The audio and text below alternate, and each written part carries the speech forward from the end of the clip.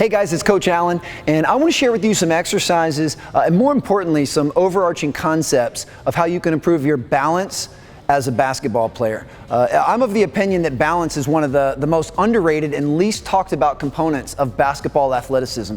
But every single skill that you perform in the game, especially the skill of shooting, goes way up when you're under control, you have the spatial awareness and proprioception to be on balance. Because the game is so chaotic and you're always running and jumping and moving through all three planes of motion, being able to get in and stay in a position of balance is really, really important. So I'm going to show you a few exercises now that you can really do anywhere, and some of them will be done as normal, and then some of them will actually remove the shoes to heighten the difficulty level and to make it more difficult to balance. And then the third progression will be we'll do some of them with our eyes closed. When you try these at home, you'll see that as soon as we remove one of your senses, it makes everything else work in overdrive. So the very first thing we'll go ahead and pick up the plate. And if you don't have a plate, you could be holding a basketball, you could be holding a book, you could hold anything that gives you just a little bit of resistance. And we're just going to balance on one leg, and I want you to raise your knee so it's higher than your waist, and I want you to get full extension with your arms. Ideally, we would hold this for anywhere from 30 to 60 seconds, but certainly for the nature of this video, we won't need to do that. So we'll hold everything for 10 to 15, and then you can go ahead and switch sides. Same thing, other side. We want to make sure that you cock your foot so toes to nose. We want to have knee higher than the waist, and we want to have toes to nose so we're in a ready position. In basketball, it's important to be ready in case you don't have time to get ready.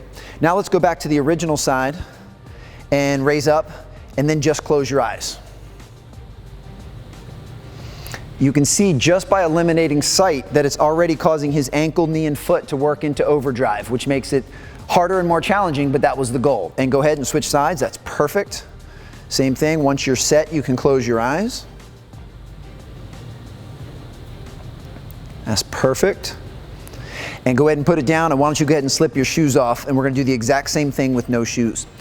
Basketball shoes by design are to create as much stability as possible.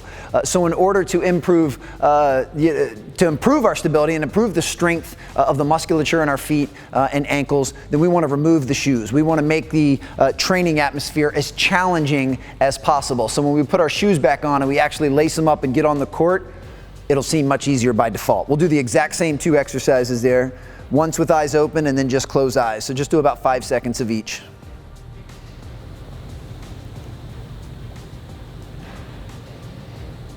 Looking good. Got knee up, toes to nose. Then we'll add the eye closed component. That's perfect.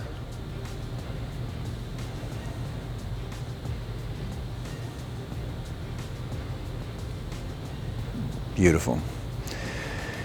As a basketball player, you are in a lunge position a lot more often than you probably think. And almost every single movement that you do on offense or in defense, in some way, shape, or form, is a version of a lunge. So we want to make sure we have great balance out of a lunge position. It's also important that you know that as a player, you're going through all three planes of motion when you're playing the game. You do some things front to back, you do some things side to side, and you do almost everything with some type of rotation. So the next thing we'll do, and we'll just keep shoes off to heighten the level of difficulty, we'll get in a lunge position, and you're gonna freeze and hold this lunge, and we'll take the plate, and we're gonna reach the plate down, and then reach the plate up. And we'll just get 3 repetitions now, but we would be shooting for 8 to 10 repetitions if we were doing this for a real workout. Front foot is flat, looking good. Yep, reach down and then reach up. Excellent. So this is a balance component. It's a stability component. Just get 3 reps and then go ahead and switch sides. That looks terrific.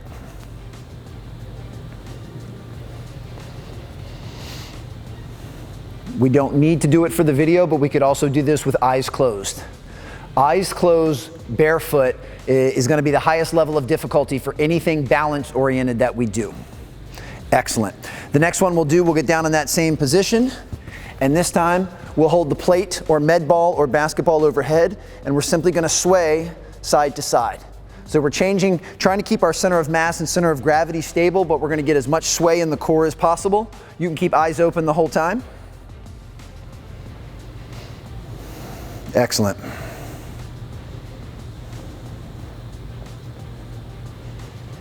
Beautiful.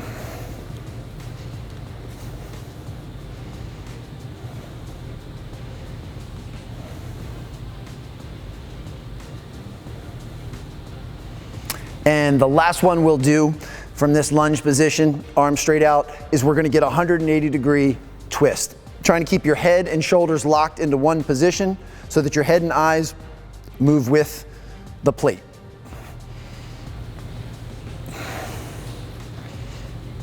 Yep, that's okay. These are really, really challenging to do, especially with no shoes on.